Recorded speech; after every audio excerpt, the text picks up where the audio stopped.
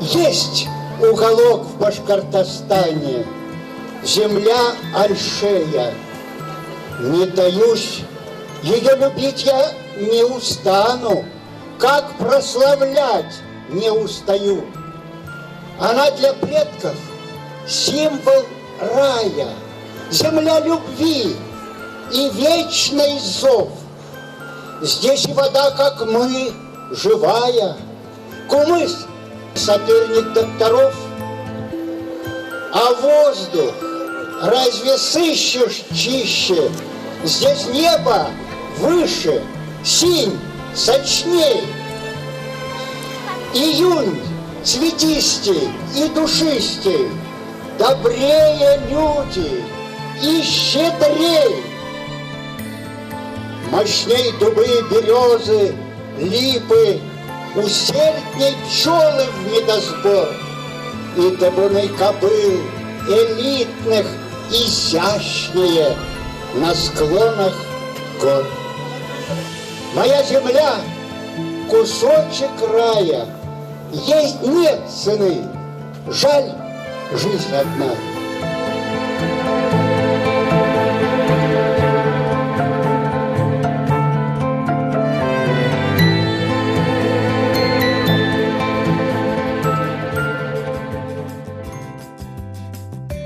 Есть такой район в Башкортостане – Альшеевский. Расположен он в юго-западной части республики. На площади около 2500 квадратных километров проживает чуть менее 40 тысяч человек. Административный центр находится в селе Раевский. Основано оно в 1765 году.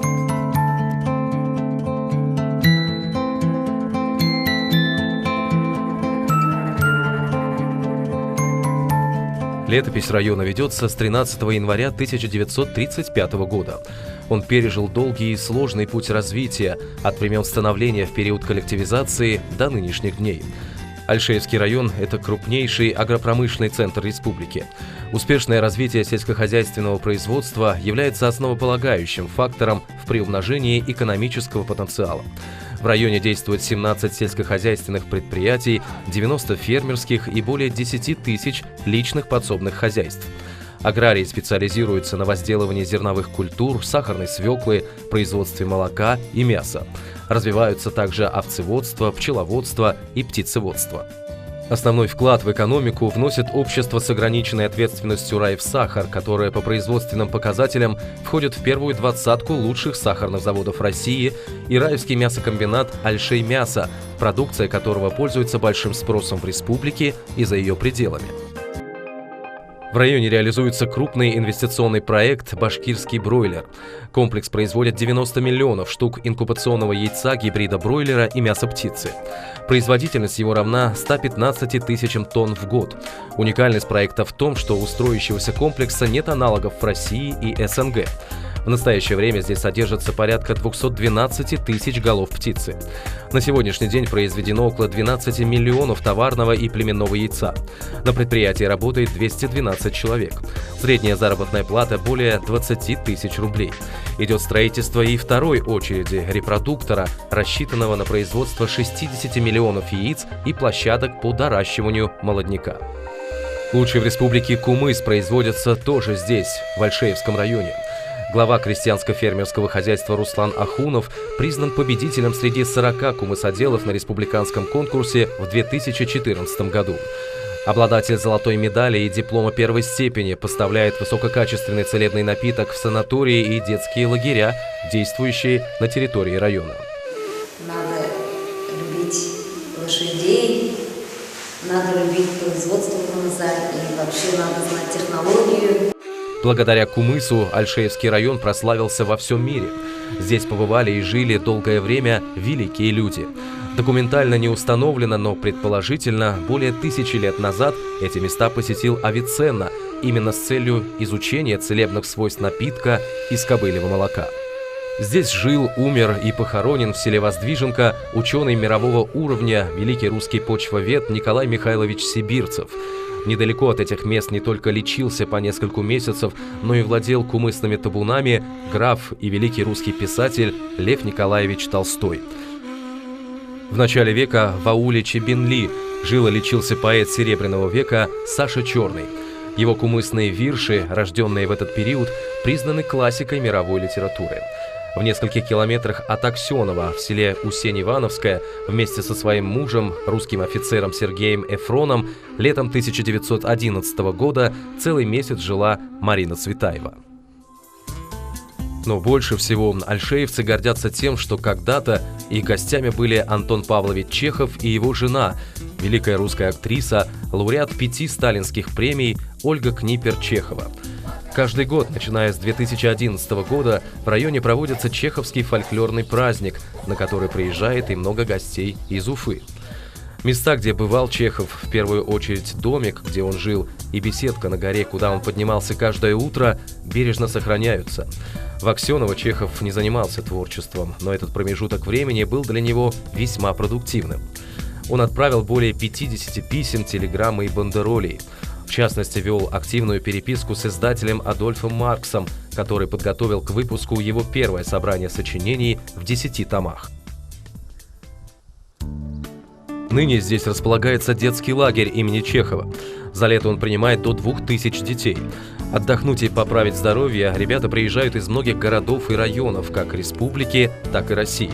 Помимо кумысолечения они получают климатотерапию, наслаждаются хвойным воздухом, ухаживают за животными в живом уголке. В лагере работают кабинеты ручного и механического массажа с установкой профессиональных коек Армет Релакс, функционирует физиотерапевтическое лечение, проводятся ингаляции, УВЧ, УФО-процедуры, Дерсонваль, магнитотерапия.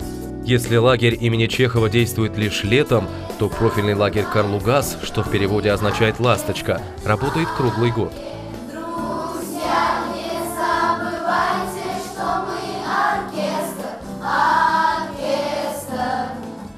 По педиатрическому и неврологическому профилю сюда направляется более 1000 детей в год. В основе лечения прием кумыса, минеральной воды чеховская, фиточая.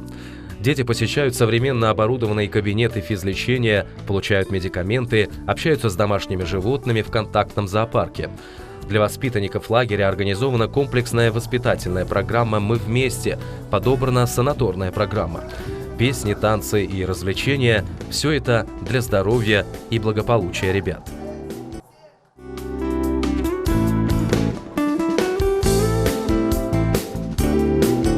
На территории Альшеевского района действует прославленный санаторий Шафраново, в основе лечения которого также используется кумыс. Он основан как именной курорт известного российского мецената Ольги Шафрановой в 1892 году. Заведение размещалось в большом каменном доме из 8 комнат и в 7 дачах по 2 комнаты и работало с 15 мая по 15 сентября. Кумысолечебница была очень дорогим удовольствием. Содержание одного человека обходилось в 60 рублей в месяц. За лето здесь проходили лечение 60 человек. Кумысолечебное фтизиоурологическое отделение на базе всесоюзного курорта Шафраново было открыто в 1958 году фтизиоурологом Шуваловым. Кумысолечение в комплексе с антибактериальными препаратами показало высокую эффективность. В 1962 году выработана технология сушки кобыльего молока и внедрена в производство. Курорт Шафраново стал пионером промышленной сушки кобыльего молока и производства кумыса из него. Сухой кумыс по лечебным свойствам не уступает натуральному. В настоящее время санаторий Шафраново – это уникальная климато-кумысолечебная здравница России. В течение года развернуто лечение для больных туберкулезом, а также лиц с хроническими неспецифическими заболеваниями легких. Проводится лабораторная диагностика, климатические условия лесостепной зоны и уникальный продукт молочно-кислого брожения кобыльего молока кумыс используются как лечебные факторы. Широко применяются немедикаментозные методы лечения, такие как спелеотерапия, массаж, фитотерапия, лечебное питание, физиотерапевтические процедуры, предлагаются также спортивно-оздоровительные услуги.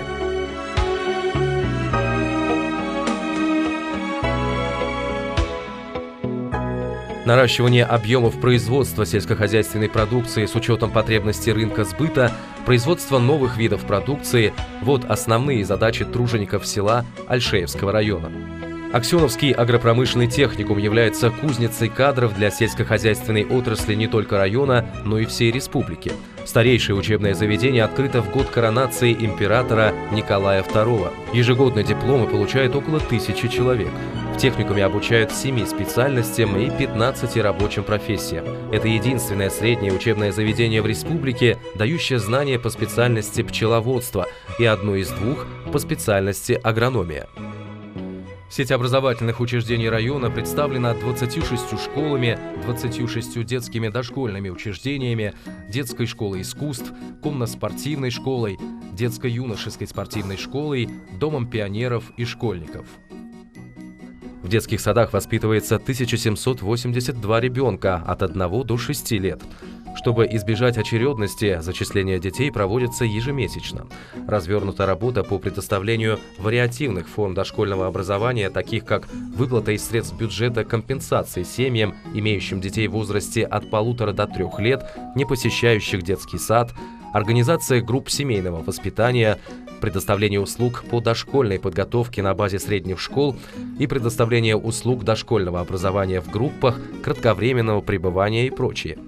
Всего альтернативными формами дошкольного образования охвачено более 400 детей. Кроме того, в районе развернуто и строительство новых просторных детских дошкольных учреждений с автономным отоплением, широкой игровой зоной и площадками. Детский сад номер 1 в селе Раевский открыл свои двери в канун нового 2014 года. Он принял в группы 177 детей. У ребят свой музыкальный и спортивный залы, работает методический кабинет, из бюджета района выделено 1,5 миллиона рублей для оснащения детского сада пособиями и материалами. Оборудована сенсорная комната, установлена видео- и аудиотехника, мультимедийная доска. У здания имеется и собственная дизельная станция и газовая котельная. Новое детское дошкольное учреждение открыто в деревне Идрисово. Сформированы дополнительные группы в детских садах поселков Шафраново и Аксенова.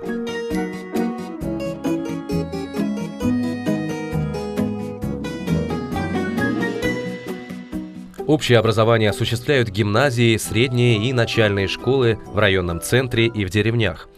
Новое здание общеобразовательной школы в селе Ташлы введено в эксплуатацию в 1988 году. Предметом гордости педагогов и учащихся является школьный музей, который был основан еще в 60-е годы прошлого столетия увлеченным краеведом и учителем Радиком Мустафиным.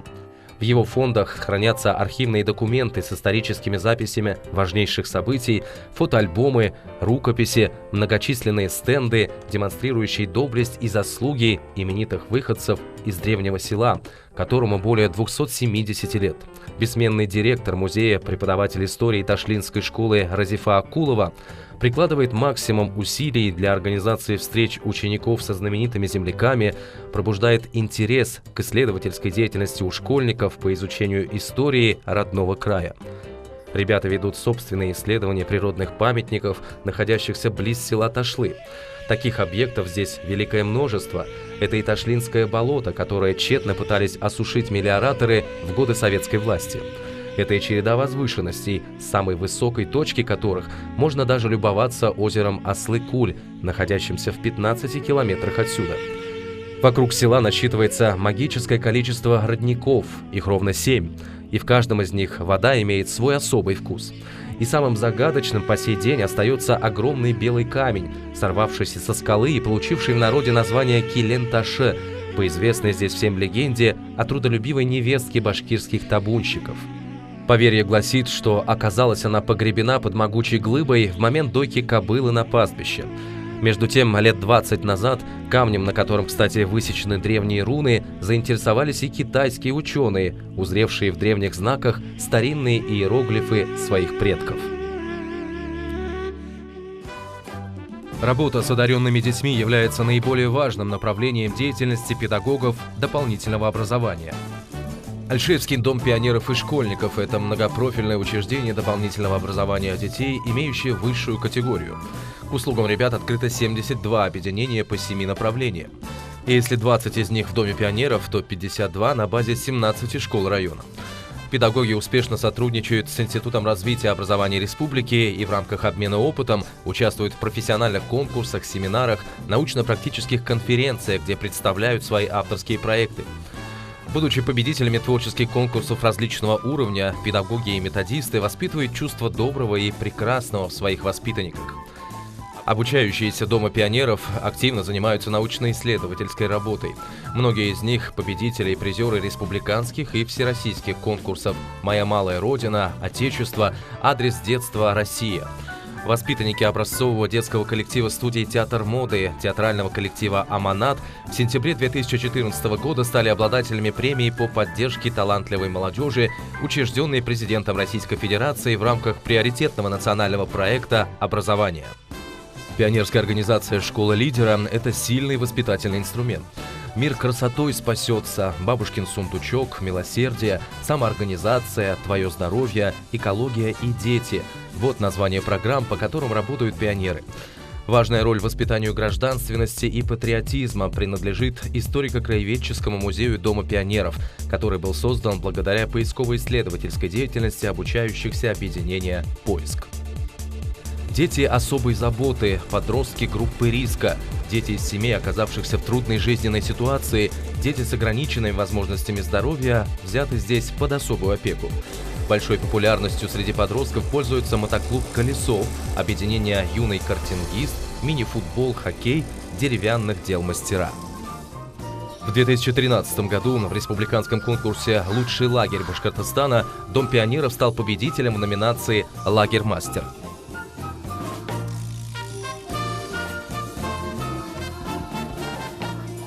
Ребята – это мастера реализации собственноручных проектов по благоустройству здания и территории.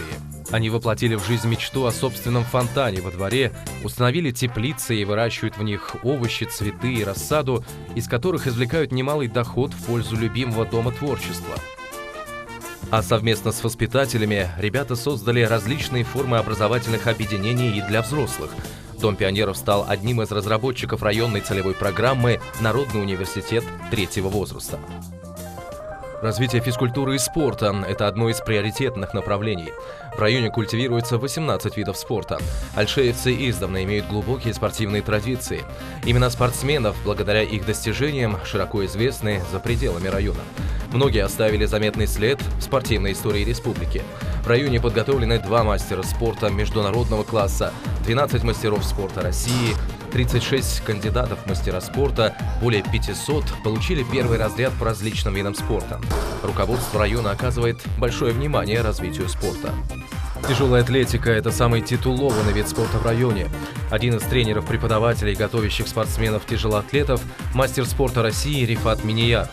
Его воспитанница, 15-летняя Альбина Миниярова, стала серебряным призером первенства России и вошла в сборную команду по тяжелой атлетике. Рифат Рифович в свое время сам выступал за сборную республики, входил в десятку лучших спортсменов страны. За 40 лет тренерской работы он подготовил 16 мастеров и 30 кандидатов в мастера спорта России. Среди его учеников мастер спорта международного класса Владимир Богославский, в честь которого ежегодно проводится республиканский турнир по тяжелой атлетике. Все большую популярность среди учащихся школ завоевывают шахматы. Это интеллектуальный вид спорта активно распространяет тренер-преподаватель детско-юношеской спортивной школы Ильмир Мухамедзянов. Его воспитанники удостаиваются призовых мест республиканских и российских соревнований. На 13-м первенстве России по шахматам среди учащихся, проживающих в сельской местности, альшеевцы завоевали золотые медали в командном зачете. Самым массовым зимним видом спорта является хоккей с шайбой. При поддержке администрации района и взрослой хоккейной команды «ДИМ» детский хоккей добивается высоких результатов. В этом большая заслуга тренеров Марата Ахмадрисламова и Артура Байтурина. Дворец спорта в селе Раевский рассчитан на 1400 мест. Филиалы его действуют в деревнях Слак, Ташлы и поселке Аксеново. Есть возможность заниматься по 18 видам спорта. Работает тренажерный зал, а также секции дзюдо, национальной борьбы, карате, кикбоксинга, бокса и многие другие.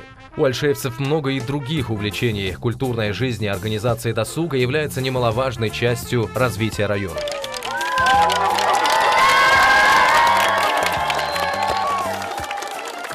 В последнее время наибольшее развитие получают объединения по развитию народных промыслов, хореографического искусства, художественного слова.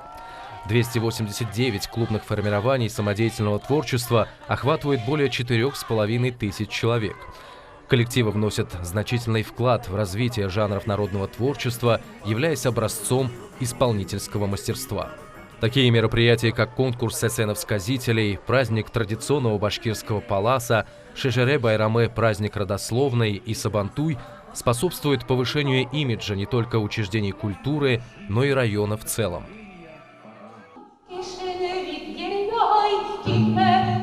В Альшеевском районе родилась и выросла известная в России и за рубежом Сясания, ученый-фольклорист Розалия Султангареева, которая вложила немало сил, чтобы Альшей стал одним из сказительских центров республики.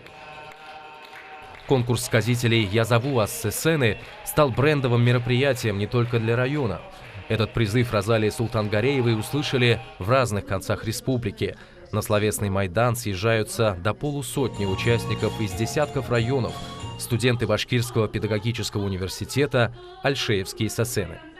С 2010 года в Альшеевском районе традиционно проходит республиканский праздник башкирского ковроткачества. Конкурс ткачих превращается в настоящий праздник, красочный и торжественный. Сотни паласов переливаются разнообразным орнаментом. Тут и зигзаги, и елочки, и лесенки, и ромбы. Все демонстрирует богатую фантазию мастериц. Здесь же проводятся мастер-классы и семинары. День ковра собирает не только мастериц, но и искусствоведов, научных работников и, конечно же, зрителей. Имена талантливых мастеров ковроткачества известны далеко за пределами района. Мензеля Мулагулова, Зубаржат Габдулманова, Зульхиза Шеймухаметова, Розалия Мухамедшина, Лилия Салимгареева не только создают шедевры ткацкого мастерства, но делятся опытом, проводя обучающие мероприятия для начинающих, мастер-классы для практикующих. Красочные изделия альшеевских мастериц востребованы во многих регионах страны. Жители сел и деревень с большим энтузиазмом приняли решение администрации района о проведении праздников родословной Шежере-Байрам. Представители именитых родов, известных фамилий составляют настоящие шедевры генеалогического древа, способствуя тем самым пробуждению у подрастающего поколения интереса к истории края, памяти предков, а также воспитанию преемственности поколений. Истории края здесь уделяют большое внимание, но помнят и о настоящем и не перестают заботиться о будущем. Так и должно быть. Земля, которая бережно хранит памятники прошлого, люди, которые чтят память предков, достойны любви и уважения. Малая родина из детских воспоминаний должна перерасти в большую мечту о благополучном и перспективном месте для реализации как экономических планов, так и творческих помыслов. Благо у Альшеевского района и у его трудолюбивых жителей есть все возможности для воплощения самых смелых идей. Опыт передовых тружеников, энтузиазм молодых специалистов, стремление юных исследователей – вот что способствует развитию региона как привлекательного для жизни и благоденствия. И в связи с этим я хотел прочитать еще одно стихотворение. С вашего позволения я назвал его «Кусочек рая». Есть уголок в Башкортостане, земля Альшея. Не даюсь, ее любить я не устану, как прославлять не устаю.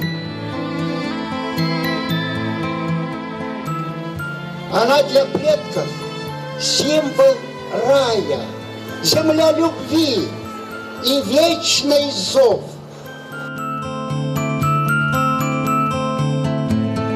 Моя земля — кусочек рая, есть нет цены, жаль, жизнь одна.